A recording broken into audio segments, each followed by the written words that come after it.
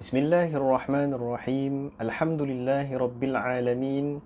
Wassalatu wassalamu ala asyrafil anbiya'i wal mursalin Sayyidina Muhammadin wa ala alihi wa sahbihi ajma'in.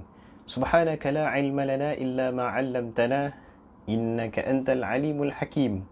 Rabbana iftah bainana wa baina qaumina bil haqq wa anta khairul fatihin. Rabbi shrah li sadri wa yassir li amri wahlul 'uqdatam min lisani yafqahu qawli. Assalamualaikum warahmatullahi wabarakatuh.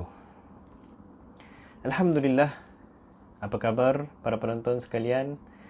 Pertama dan utama sekali, marilah sama-sama kita memanjatkan kesyukuran kepada Allah Subhanahu wa taala. Kerana dengan limpah dan kurnianya kita dapat lagi diberikan kesempatan untuk beribadah dan mengabdikan diri kita kepada Allah Subhanahu wa taala. Alhamdulillah. Saya berdoa agar para penonton sekeluarga senantiasa dikurniakan kesihatan dan juga keafiatan. Amin ya rabbal alamin. InsyaAllah pada hari ini kita akan sambungkan lagi pelajaran kita dalam mempelajari asas-asas fardu ain. InsyaAllah. Jadi pada pelajaran yang lalu kita telah menyentuh tentang rukun-rukun solat dan juga perkara yang membatalkan solat kita dan juga perkara yang makruh di dalam solat kita. Jadi pada hari ini kita akan sikit sebanyak menyentuh tentang solat berjemaah. Solat berjemaah dan juga solat sunat tarawih. Jadi alhamdulillah kita sepanjang berapa minggu ini di mana kita tidak dapat menunaikan ibadah kita di masjid, kita diberikan kesempatan, diberikan peluang untuk kita beribadah, untuk kita menunaikan fardu solat kita di rumah secara berjemaah dengan keluarga kita ataupun dengan sanak saudara kita, insya-Allah, di mana kita boleh menguatkan lagi hubungan silaturahim kita. Alhamdulillah.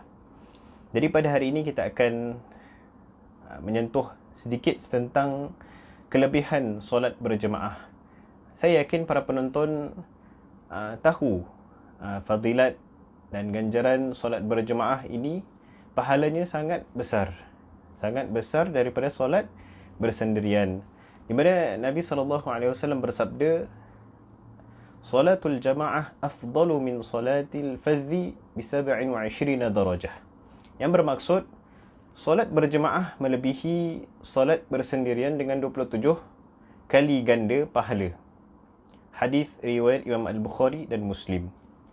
Alhamdulillah. Jadi di sini kita dapat tahu bahawa fadilat dan afdalnya kita solat di rumah secara berjemaah, di mana kita dapat pahala yang lebih daripada kita menunaikan solat kita secara bersendirian. Okey. Jadi lafaz niat apabila kita hendak menunaikan solat secara berjemaah sama sahaja, akan tetapi ada penukaran sedikit. Contohnya kalau kita jadi makmum, kalau kita hendak menunaikan solat subuh, bunyinya usalli fardhas subhi raka'ataini ma'muman.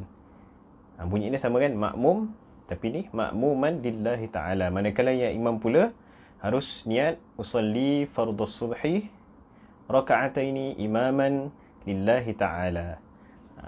Sama juga dengan solat-solat yang lain. Okay, solat zuhur, solat asar, solat maghrib dan juga solat isyak. Alangkah indahnya kalau kita dapat menunaikan solat fardu kita secara berjemaah. Masya Allah, saya amat kagum bagi sesiapa para penonton sekeluarga yang dapat menunaikan fardu solatnya dengan keluarganya secara berjemaah, selepas itu dapat bersama-sama duduk membaca Al-Quranul Karim. Masya Allah. Okay. Jadi kedudukan imam dan makmum seperti biasa. Kalau untuk lelaki, imam di hadapan dan makmumnya di sebelah kanan imam. Okey.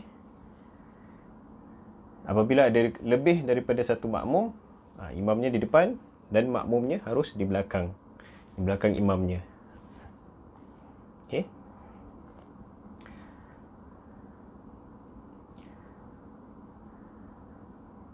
Dan ada juga barisan-barisan apabila ada makmum lelaki, ada makmum perempuan, dan juga ada barisan jikalau ada lebih daripada beberapa orang. Okay, lelaki dan perempuan, dewasa dan kanak-kanak ada turutannya. Okay, seperti yang akan saya tunjukkan di slides nanti. Jadi insya-Allah selepas kita menyentuh tentang solat jemaah, kita terus sentuh tentang solat sunat tarawih. Di mana solat sunat tarawih juga kita seperti biasanya, kebiasaannya kita menunaikan solat sunat tarawih secara berjemaah di masjid, di bawah blok, di link house. Tapi pada tahun ini kita akan menyambut bulan Ramadan dengan solat sunat tarawih di rumah kita, insya-Allah. Jadi Ramadan pada tahun ini amat berbeza. Tidak mengapa, kita berdoa kepada Allah Subhanahu Wa Taala agar Ramadan yang akan datang kita dapat sama-sama menyambut Ramadan, menunaikan solat sunat tarawih di masjid yang kita cintai dan juga kita sayangi, insya-Allah. Jadi apakah fadilat solat sunat tarawih?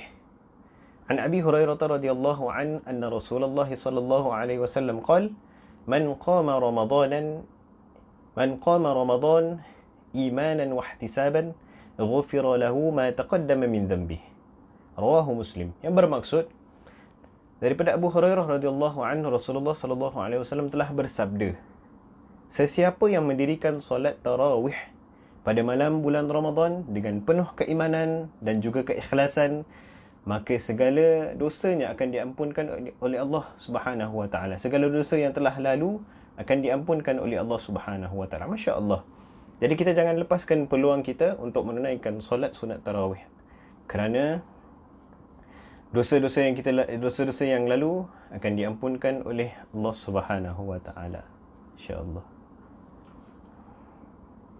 Jadi kita tidak kira kalau kita hendak menunaikan solat sunat tarawih kita di rumah beberapa rakaat, 8 rakaat ataupun 20 rakaat, tidak kira, tak mengapa. Yang penting kita dapat lakukan solat sunat tarawih. Walaupun setakat 2 rakaat sahaja, akan tetapi kita telah menunaikan solat sunat tarawih kita. Dan kebiasaannya selepas kita solat sunat tarawih, selalunya kita solat sunat apa? Solat sunat witir. 3 rakaat. Yang pertama sekali ada solat sunat witir 1 rakaat dan 1 salam. Selepas itu solat sunat witir 2 rakaat, 1 salam. Okay. Jadi kita persiapkan diri kita dengan kedatangan bulan Ramadan Al-Mubarak ini tidak lama lagi. Okay, kita amat beruntung kerana kita diberikan peluang untuk bertemu Ramadan pada kali ini, pada tahun ini. Akan tetapi kita sambut dengan keadaan yang berbeza. Tetapi tidak mengapa, kita tetap dapat bersama-sama. Saya yakin para penonton semua di sana dapat bersama-sama bersatu dalam meraihkan dan menyambut bulan Ramadan Al-Mubarak, insya-Allah. Jadi itu sahaja pelajaran kita pada hari ini. Kita telah menyentuh tentang solat berjemaah dan fadilatnya solat sunat tarawih, di mana tidak lama lagi kita akan solat tarawih yang akan bermula pada 23 hari bulan April, insya-Allah. Kita jangan lepaskan peluang untuk kita sama-sama menunaikan solat sunat tarawih di rumah kita bersama keluarga kita. Okey, jadi kita akan sambung lagi pelajaran kita pada sesi yang akan datang. Yang baik datang daripada Allah Subhanahu wa taala, yang buruknya datang daripada diri saya sendiri. Aqulu qawli hadza wa astaghfirullahal azim li wa lakum. Wassalamualaikum warahmatullahi wabarakatuh.